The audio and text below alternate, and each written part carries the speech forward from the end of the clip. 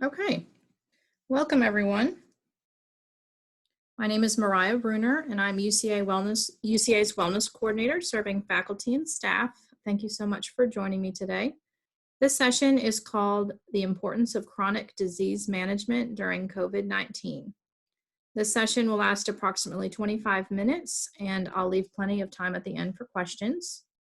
And at the end of the session, I will share the process for claiming your 5 lifestyle reward points. Our learning objectives for today.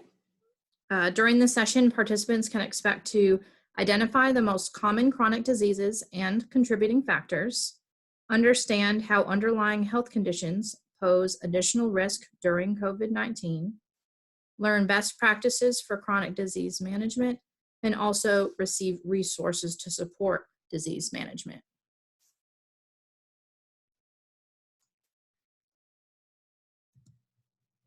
So first, an overview.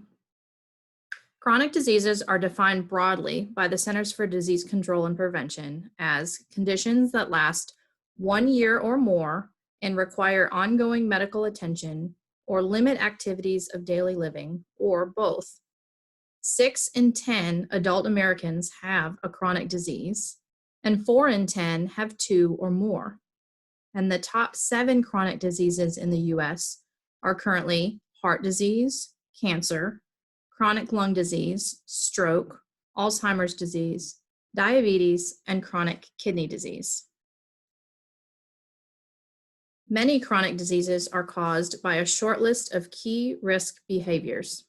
These are tobacco use and exposure to secondhand smoke, poor nutrition, which includes diets low in fruits and vegetables and high in sodium and saturated fats, a lack of physical activity, and excessive alcohol use.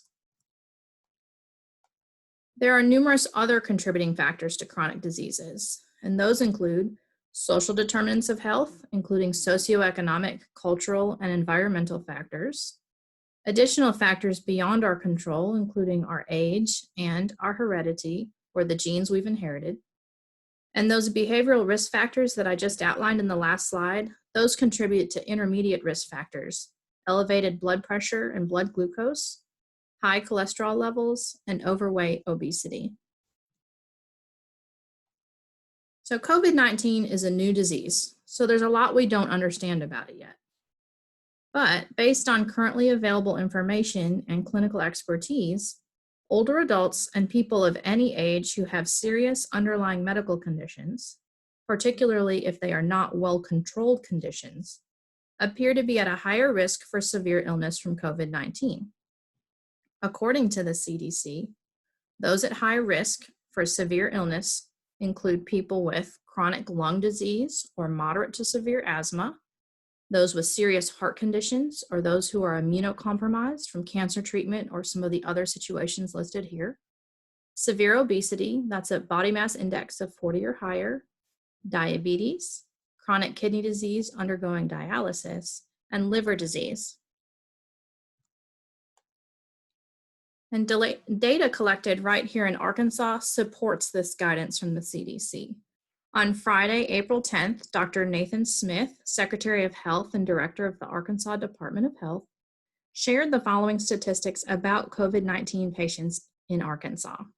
And we can see from this data that patients with chronic underlying health conditions represent over a quarter of all COVID patients and represent the vast majority of severe cases of COVID in our state. So why do these underlying medical conditions make COVID-19 patients more vulnerable to infection? We don't have complete answers because this virus is new. But what we do know is that chronic diseases strain the body's immune system. Organs work in tandem to support the functions of the body and to fight infection. So when you stress one end of the system, the other part of the system has trouble. With conditions like diabetes, high blood sugar levels can, over time, damage the body's blood vessels.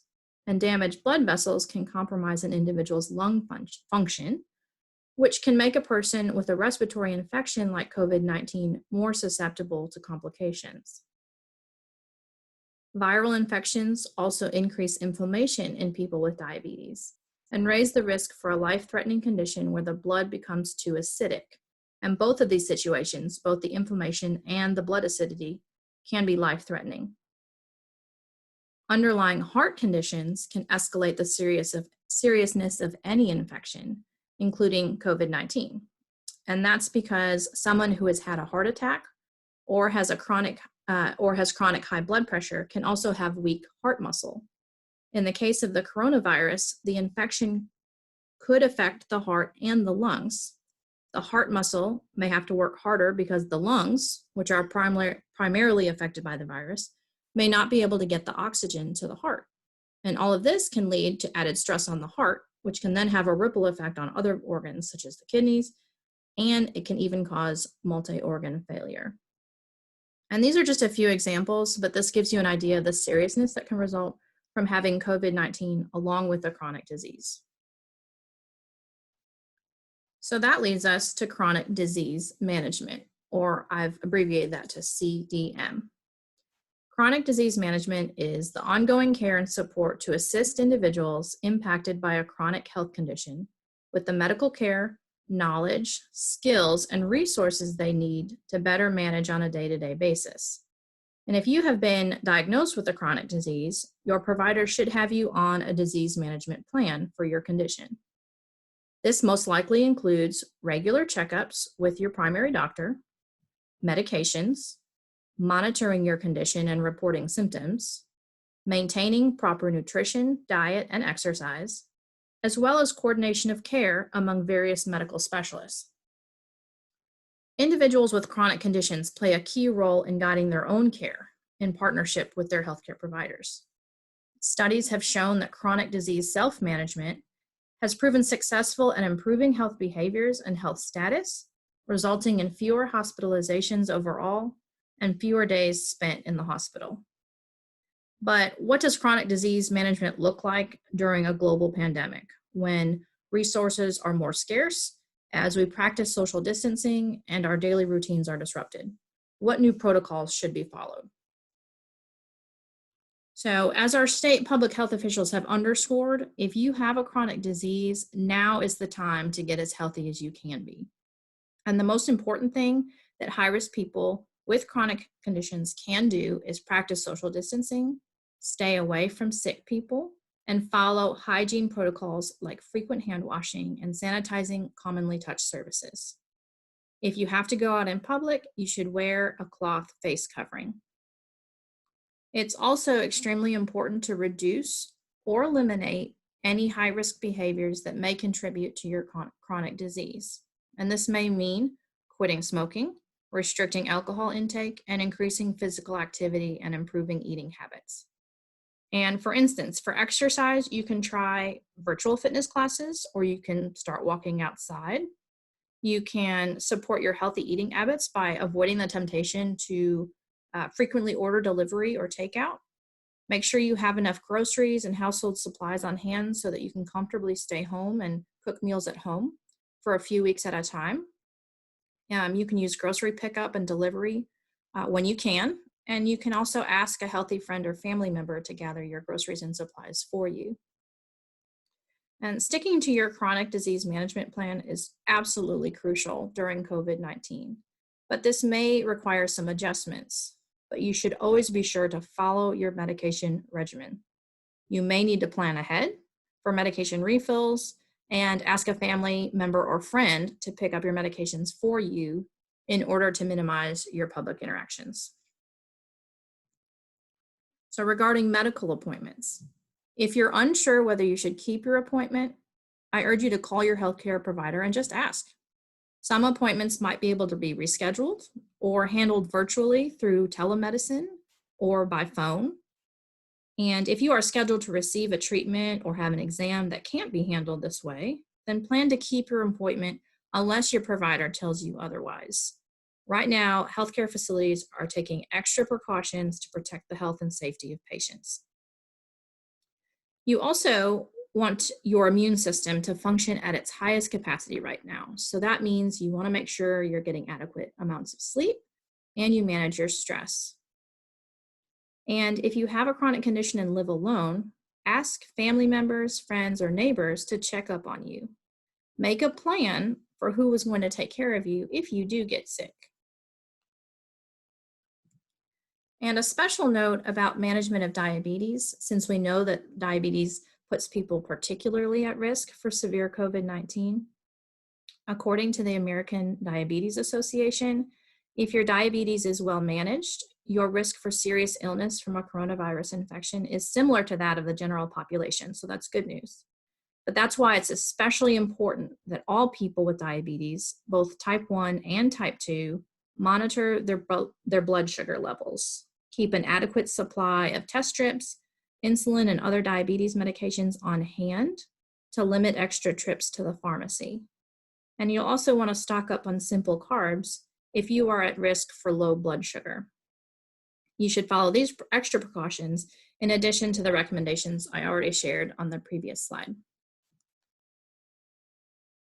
So I have always told my clients, it is never too late to make healthy changes. So if you currently lack a plan for managing your chronic disease, or you have not been compliant with your existing plan, now is really the time to start following your plan or make an appointment with your doctor to establish one. And I do hope that this presentation motivates you to set a plan in motion to get healthier.